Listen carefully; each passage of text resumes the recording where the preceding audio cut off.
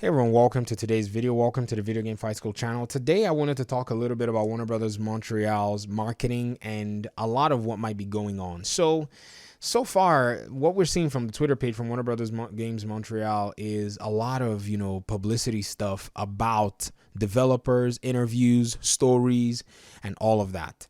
Now, not to be insensitive about a lot of things that may have taken place and a lot of things that may have, maybe even affected whatever project they're working on. But I think what is much more relevant right now is fan service rather than taking this inward look at our studio. Now, why am I saying so? Ultimately, fan service is actually what's going to take the studio to greater heights. You can reflect on the developers and all the challenges the developers have had all day, but at the same time, in order to mitigate these challenges and make sure the developers are taken care of, you need financial backing from your audience. I think, to me, even though it sounds very, it sounds unempathetic, and I don't want to sound that way, but I feel like caring for your developers means that you're able to provide the resources for them when they need it and ensure that their self-confidence is being boosted.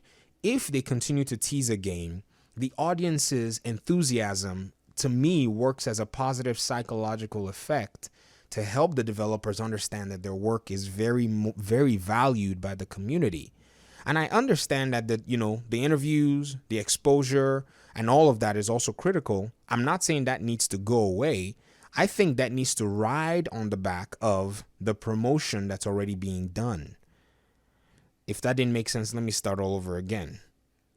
Reveal the game, reveal continuous teasers, and ride that wave to expose your studio, to expose your developers to the world so that we can know who is making our games and more people will even appreciate them more.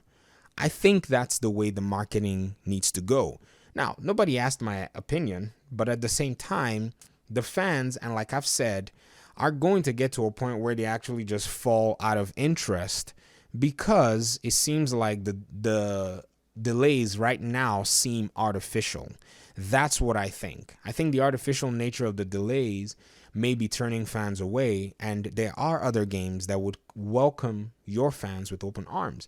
I think they may rely too much on so-called fan loyalty, but 7 years of nothing is not going to bring any fan loyalty at all. Games that have been made with that kind of time frame apart, have had the studios basically constantly keep up with the fans and constantly provide the fans, something to do. If you look at Red Dead Redemption 2, Red Dead Redemption 2 was produced over 8 years. It was released years after Grand Theft Auto 5 was also in place. But if you look at Grand Theft Auto 5, content kept on being added. Rockstar made sure that fans who enjoy their games were constantly being served in one way or the other. Well, in the case of the last Batman game, there hasn't really been much done to it. There hasn't really been much done to provide fan service or any kind of thing at all. After the game was produced and DLC was released, everybody went back into their studios to the drawing board and shut their doors. So-called fan service and fan, loyalty that they may be banking on is probably drying up faster than they would envision. Sure, the game will, when it comes out, when it's released, it will sell, but I don't think it will sell as much as they want it to be. Why? The transitioning of a lot of gamers within that time period is already happening, and there has not been anything to really bring in a new and fresh blood and, in a sense, fresh minds and fresh eyes to see the Batman franchise in its true light. So I think what Warner Brothers Montreal might be doing, I think it's probably something that's coming from the directive of their boards and their parent companies. But I don't know. I don't think it's sound. Right now, Warner Brothers will need they'll need a lot of help. I think they want to concentrate so much on their cinematic side, but they are trying, at the same time, concentrating and focusing too hard on them doesn't seem to be going so well. From recent news, it doesn't seem like the launch of their new product, HBO Max, was actually really strong. I think they could have allowed for the Snyder cuts to come out with it, like the way Mandalorian did with Disney. Because if you look at it from a competitive side, why would they be launching another HBO streaming platform? And I think the reason is because Disney Plus became an overnight success.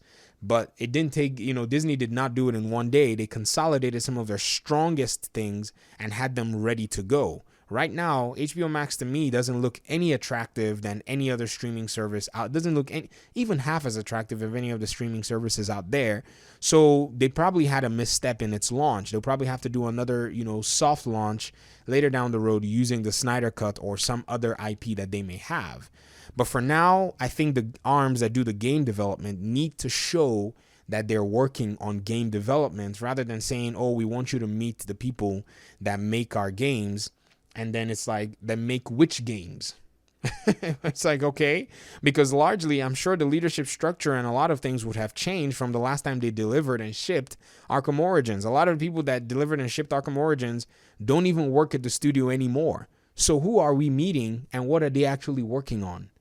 These are two questions that this cannot answer unless there is a teaser of some kind and unless there are some kinds of reveals towards what they're actually working on. So the marketing is upside down, and I think it can be easily corrected if they'll probably just show one more logo or something. It literally, all they have to do is show a logo.